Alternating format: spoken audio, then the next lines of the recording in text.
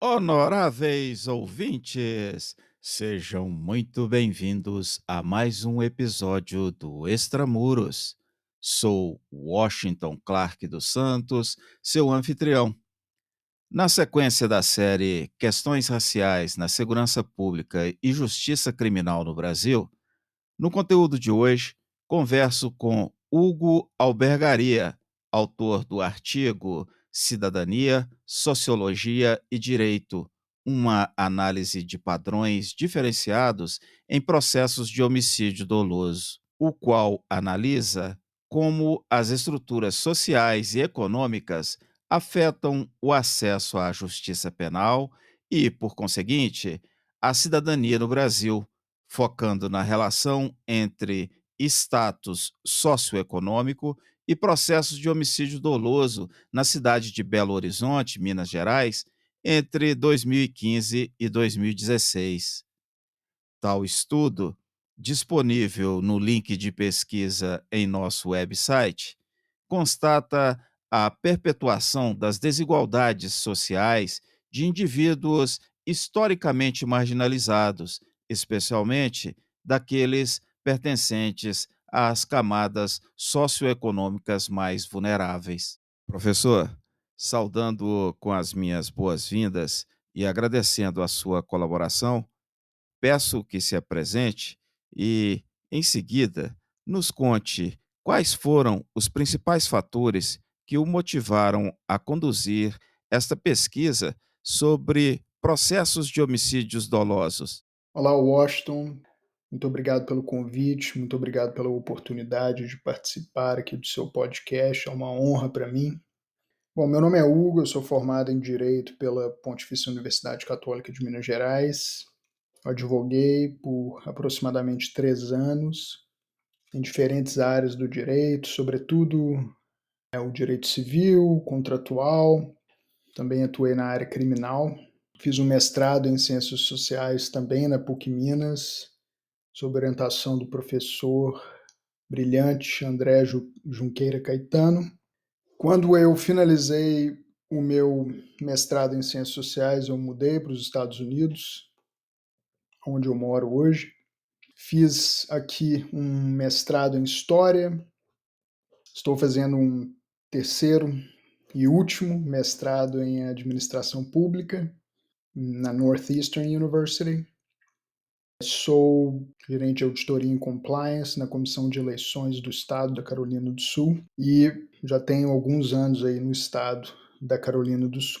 Eu diria que a principal motivação para conduzir a pesquisa foi a busca por compreender como as desigualdades sociais se refletem no sistema de justiça penal brasileiro, especialmente no contexto dos crimes mais graves, como o homicídio doloso. No Brasil, a história de exclusão social, racial e econômica tem sido longa, persistente, e o judiciário, como instituição fundamental para garantir a cidadania plena, deveria agir para mitigar essas desigualdades. No entanto, há uma tendência de perpetuar esses padrões, algo que a minha pesquisa buscou evidenciar.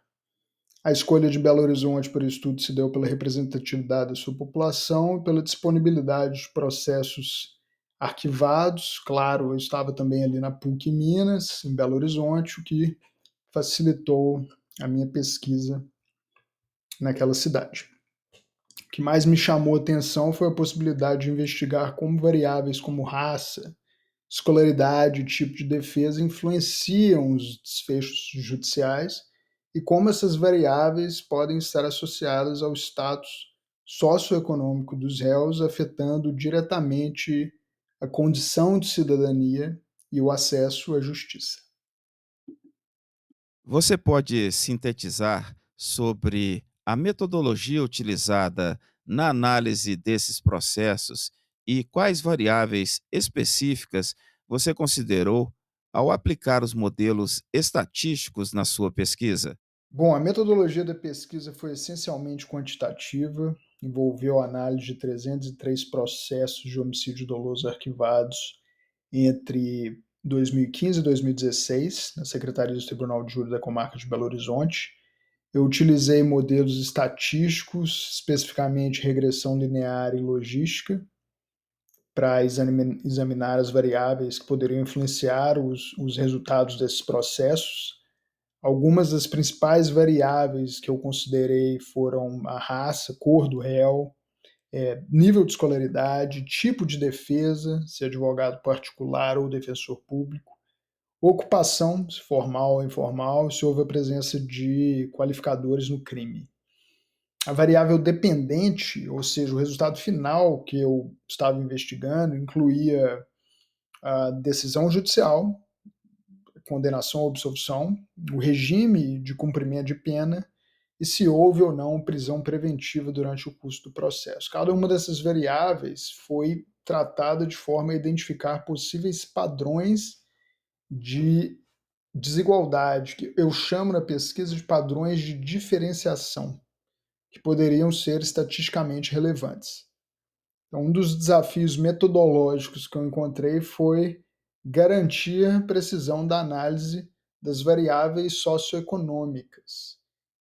Não foi possível identificar, através das informações obtidas nos autos processuais, a classe social do indivíduo. Então, eu utilizo o termo status socioeconômico para aproximar o indivíduo de uma classe social. Qual é a sua interpretação sobre os resultados em relação ao número de casos que resultaram em prisões preventivas decretadas? Os resultados mostraram, Washington, que 76% dos réus responderam ao processo com a prisão preventiva decretada, o que é um índice muito alto. Isso significa que, na maioria dos casos, as pessoas foram privadas de sua liberdade antes de qualquer condenação definitiva, o que contraria, no meu ponto de vista, o princípio constitucional da presunção de inocência. Eu entendo que existem critérios legais para aplicação da prisão preventiva, mas isso deveria ser a exceção e não a regra. Em um país com profundas desigualdades sociais e raciais, essa prática de encarceramento preventivo massivo levanta algumas preocupações sérias. No contexto da pesquisa, observamos que as chances de um réu pobre e de cor preta ou parda ser preso preventivamente eram significativamente maiores. Isso reflete um viés que perpetua a marginalização de certos grupos sociais, sugerindo que o judiciário tende a tratar de forma mais punitiva aqueles que já são socialmente vulneráveis. Então, esses dados também nos fazem refletir sobre a eficiência do sistema penal, sobre a necessidade de políticas que busquem alternativas à prisão preventiva, especialmente em casos onde não há ameaça real à segurança pública. De acordo com a sua pesquisa, indivíduos de raça ou cor preta têm 10 vezes mais chance de serem presos preventivamente do que indivíduos de raça ou cor branca. Quais as implicações sociais e jurídicas desta constatação? As implicações sociais dessa constatação são imensas. É uma verdadeira tragédia social. Os resultados dessa pesquisa refletem uma tragédia social. O racismo estrutural no Brasil é uma realidade bem documentada e o sistema de justiça penal parece ser uma das instituições onde isso se manifesta de maneira mais evidente, né? Quando indivíduos de raça cor preta têm 10 vezes mais chances de serem presos preventivamente em relação ao indivíduo de raça cor branca, isso reforça uma exclusão social que começa muito antes do crime em si e que continua a marginalizar esses indivíduos durante todo o processo judicial. Socialmente, essas práticas consolidam a imagem do indivíduo negro como potencial criminoso, Eu me lembro das considerações de Misse, né, a sujeição criminal, sujeito em potencial. Isso impacta diretamente suas oportunidades no mercado de trabalho, sua integração social, o seu próprio senso de pertencimento à sociedade, pertencimento como um pressuposto fundamental, essencial para a condição de cidadania plena. Né? Juridicamente, essa prática fere o princípio da igualdade perante a lei, previsto na Constituição Federal.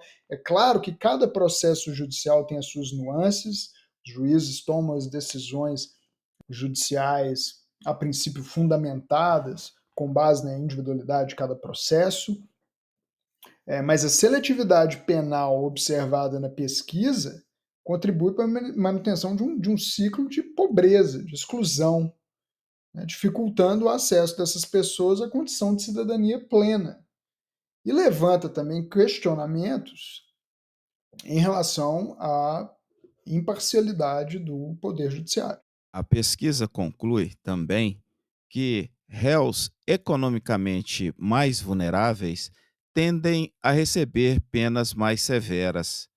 Quais são os possíveis motivos para essa tendência no judiciário? A gente percebe que essa tendência em penalizar mais severamente réus economicamente mais vulneráveis acontece em diferentes fases do processo, seja ali na decretação de prisão preventiva, depois na sentença. Né? Eu acredito que uma das razões principais para essa tendência está na qualidade da defesa. Indivíduos economicamente vulneráveis, em sua maioria, dependem da defesa oferecida pelos defensores públicos, que muitas vezes estão sobrecarregados, com poucos recursos para dedicar o tempo e atenção necessários a cada caso. Eu tive a oportunidade de fazer estágio na Defensoria Pública de Minas Gerais e eu me deparei lá com defensores públicos extremamente capacitados, preparados, mas sobrecarregados. Sobrecarregados. Então, embora os defensores públicos façam um trabalho fundamental, a alta demanda sobre eles limita a sua atuação e eu acredito que isso pode influenciar diretamente o desfecho dos casos. Eu cito alguns estudos na pesquisa que revelam esse problema. Além disso, o próprio sistema judicial tende a penalizar mais severamente aqueles que já estão em situação de vulnerabilidade, refletindo essa estrutura de desigualdades que permeia a sociedade como um todo. Outro ponto relevante é que a condição econômica do réu influencia sua capacidade de apresentar provas de sua inocência. Então, existem inúmeros fatores que contribuem para essa tendência do judiciário.